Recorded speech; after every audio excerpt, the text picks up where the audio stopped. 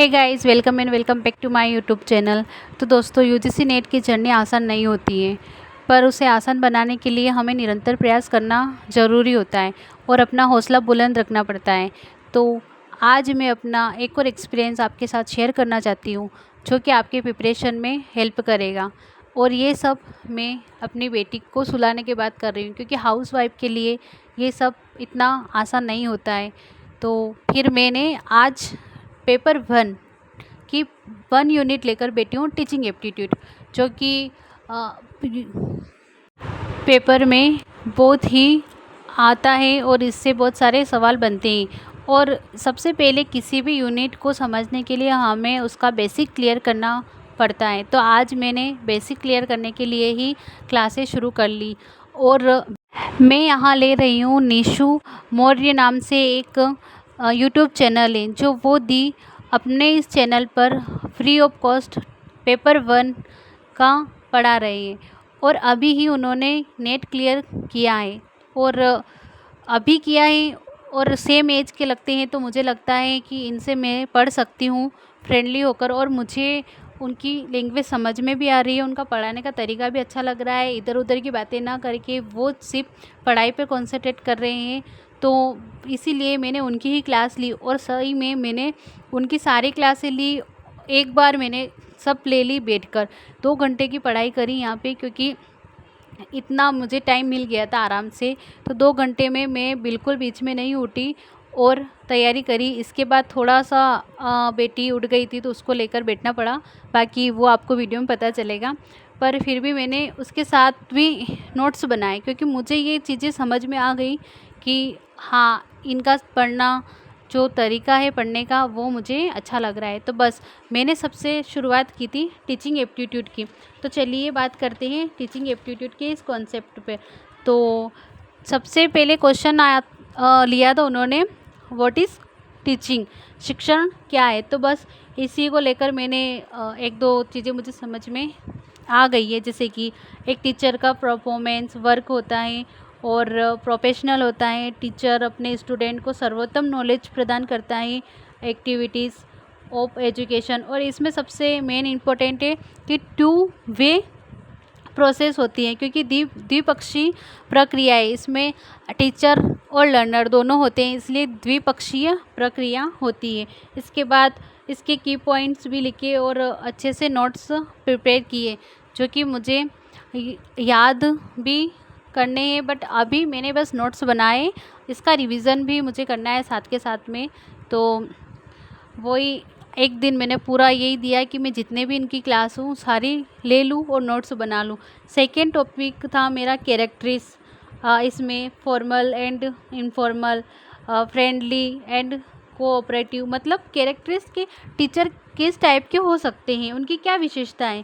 तो formal and informal हो सकते हैं, मतलब औपचारिक अनौपचारिक भी हो सकते हैं। फ्रेंडली एंड कोऑपरेटिंग, मतलब फ्रेंडली जैसे कि हमारे क्लास में हम होते हैं कि कोई हमारी फेवरेट मैम होती हैं, क्योंकि वो हमसे बातचीत करती हैं, उनके बेबी की फ़ोटोज़ बताना, उनकी फैमिली के बारे में हमसे शेयर करना। ऐसा हमारे साथ भी होता था जब मैं भी स्कूल टाइम में थी। तो वो भी अपने बच्चों के बारे में बताती थी, और वो कहाँ घूमने गए, ऐसे अपने पिक भी बताते थे वैसे। और कोऑपरेटिव मतलब पूरे डिसिप्लिन के साथ आते थे, ऐसे कि कोई टीचर ऐसा होता था बस पढ़ाई, उसके अलावा इधर उधर की बातें नहीं करके आते हैं और वही लग जाते हैं पढ़ाने में, और लास्ट तक एंड तक वो पढ़ा के निकल जाते थे। वैसे भी होते हैं, कोऑपरेटिव बोलते हैं उनको। और टीचिंग डायनामिक भी हो सकती हैं, सोशल भी हो सकती है, और ह्यूमन, दोनों। और ये उन्होंने बोला था डायनामिक सोशल, इस पर PYQ भी बनाए, तो वो आगे पढ़ाएंगे ऐसा। और इसमें और बहुत थे, इतना ही मैं बता सकती हूँ, क्योंकि मुझे अभी यही याद है।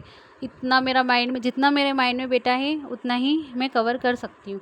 बाकी नेचर ऑफ टीचिंग, ये 3rd टॉपिक था इसमें, नेचर ऑफ टीचिंग, जिसमें गोल ओरिएंटेड, ये भी PYQ बनाता है, इसलिए उन्होंने इस टॉपिक को लिया। और कैरेक्टरिस और नेचर ऑफ टॉपिक में हम कन्फ्यूज़न हो सकते हैं, क्योंकि ये थोड़ा मिक्स टाइप लगता है, पर फिर भी PYQ था इसलिए उन्होंने ये चीज़ ली थी। जिसमें goal oriented, interactive process, teacher student, art plus science, creative, planning and method, goal oriented मतलब होता है हर टीचिंग का उद्देश्य नॉलेज और स्किल्स वैल्यूज़। और इसके अलावा उन्होंने पढ़ाया था, इसके अलावा एक नया टॉपिक था six CS of 21 century education, जो कि अभी प्रीवियस क्वेश्चन इससे भी बना था। तो उन्होंने बताया था इसमें अच्छा सा ये क्या बोलते हैं उसको, फ्लो चार्ट बना के सर्कल टाइप बनाया था उन्होंने, बट मैंने तो पॉइंट वाइज ही नोट डाउन किया इसको, जैसे मुझे समझ में आया। Critical thinking, creativity, collaboration, team work में मतलब कम्युनिकेशन, सिटीजनशिप, ये इसका कीवर्ड्स भी बनाए। और एक और नया टॉपिक उन्होंने लिया था फिर लेवल ऑफ टीचिंग, लेवल की टीचिंग कितने प्रकार की होती है, memory level, understanding level, reflective level. और ये तो इम्पोर्टेंट है क्योंकि इससे तो क्वेश्चन बनेगा ही बनेगा। और फिर मेमोरी में किसकी दी हुई व्याख्या है हिंदी में बोलूँ तो, और इंग्लिश में मॉडल किसने दिया, जैसे कि memory level of teaching, understanding level, reflective level.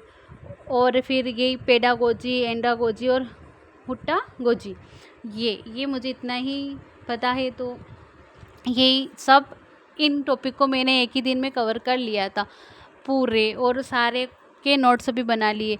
और ये देखिए अब मेरी ये बेटी भी उठ चुकी थी, रोने लग गई थी, तो फिर मैं इसको गोदी में बिठा के पढ़ने लग गई थी। और कभी कभी ज़िंदगी हमें इतना मजबूर कर देती है दो रोल निभाने के लिए, एक तरफ माँ का फ़र्ज और दूसरी तरफ अपने सपनों की उड़ान।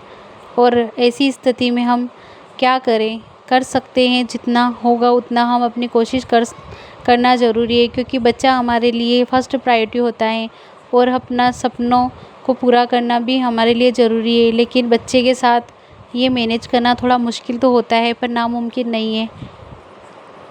हाँ, ये सफ़र मुश्किल भी है पर प्यारा भी, और अच्छी यादें भी हैं, क्योंकि इसमें एक माँ का प्यार भी है और एक माँ की मेहनत भी अपने सपनों के लिए।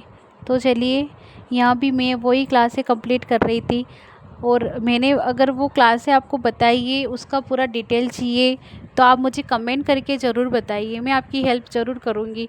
और इससे मेरे भी फ़ायदा होगा कि मेरा भी रिवीजन हो जाएगा, और आपका भी फ़ायदा होगा कि आपको भी नोट्स मिल जाएंगे पॉइंट टू पॉइंट।